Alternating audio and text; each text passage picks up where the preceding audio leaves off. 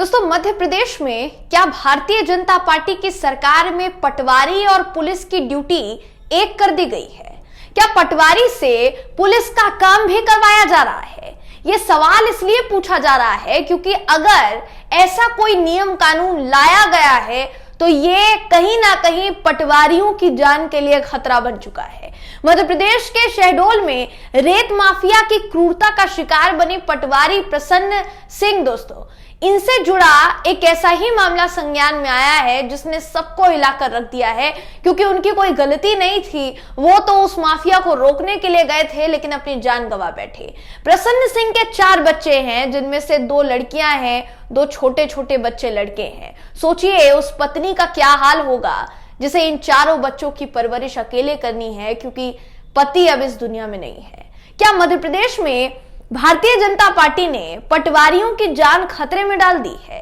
इस खबर में मैं आपको बताऊंगी। दोस्तों नमस्कार, मेरा नाम है जयंती झा और आप देख रहे हैं देश नीति।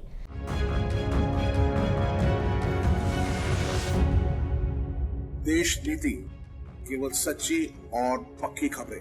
मध्य प्रदेश में एक पटवारी की जान ले ली गई। भाजपा जिन माफियाओं को जड़ से मिटाने के दावे करती है, उन माफियाओं के हौसले इतने बुलंद है दोस्तों कि वो खुलेआम एक व्यक्ति को ट्रैक्टर से कुचल देते हैं और उनको इस बात का कोई डर या खौफ नहीं है।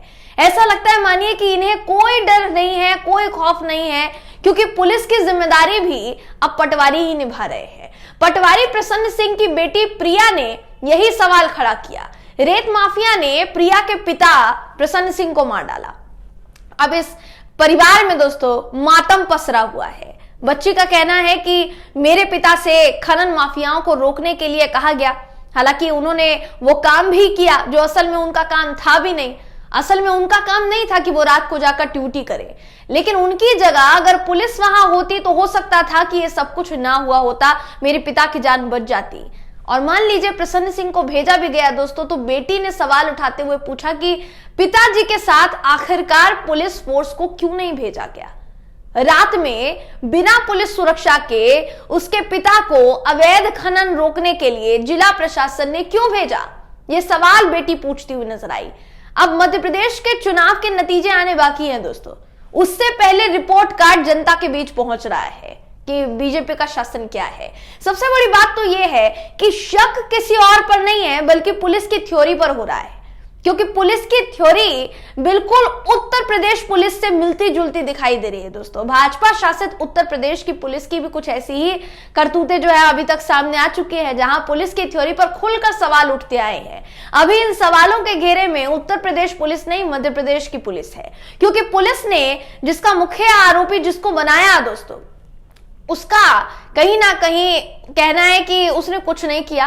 अब उसके चाचा का भी बयान जो है सामने आ गया है, जिनका साफ तौर पर कहना है कि जिस रात ये घटना घटी उस रात मेरा भतीजा घर में सोया हुआ था, उसे माफिया ने बुलाया और उसे कहा कि जूते खरीदने के लिए 1000 रुपए देता हूं, तुम आ जाओ। फिर पता नहीं जूते के लिए पैसे दिए या नहीं दिए, मगर बोले कि ये ट्रैक्टर ले जाकर ना थाने में खड़े कर देना।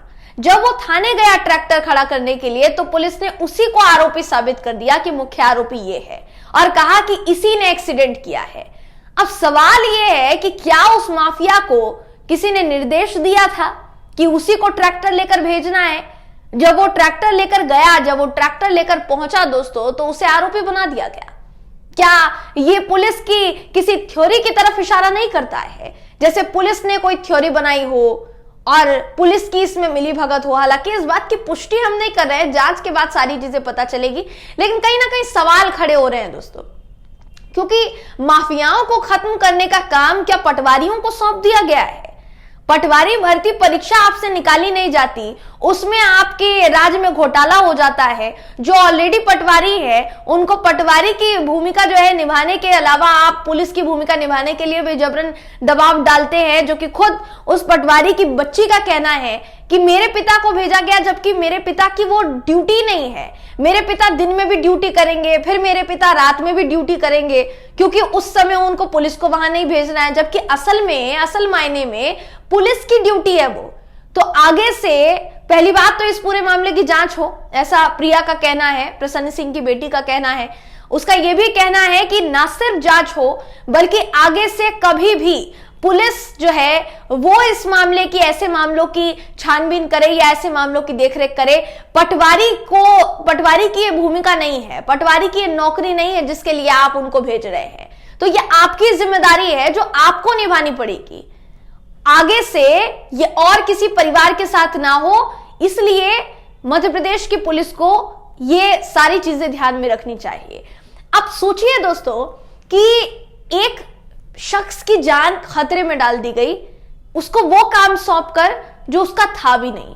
असल में अगर रेत माफिया है, खनन माफिया है, इनको रोकने के लिए बाकायदा पुलिस की तरफ से, सरकार की तरफ से एक टीम नियुक्त की जाती, उनकी तरफ से इनकी छानबीन की जाती, वहां जाकर उनको रोका जाता। यह अलग बात है कि प्रसन्न सिंह जो है, बताया जाता है फौज से रिटायर हो गए थे और फौज से रिटायर होने के बाद उन्होंने इसमें प्रवेश किया था, पटवारी में प्रवेश किया था।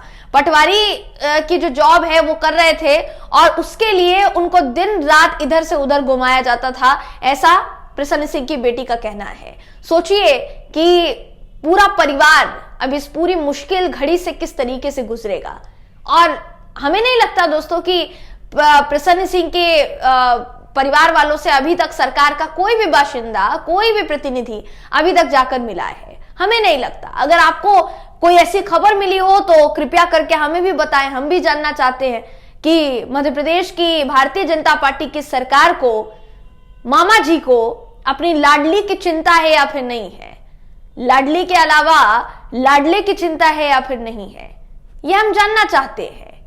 इस पूरी खबर को लेकर दोस्तों आप क्या सोचते हैं, आपकी क्या राय है, कमेंट करके जरूर बताइएगा। वीडियो अगर आपको पसंद आया हो तो वीडियो को लाइक कीजिए, शेयर कीजिए, चैनल को सब्सक्राइब करना बिल्कुल भी ना भूलें। फिर मुलाकात होगी आपसे अगली वीडियो में, तब तक के लिए नमस्कार।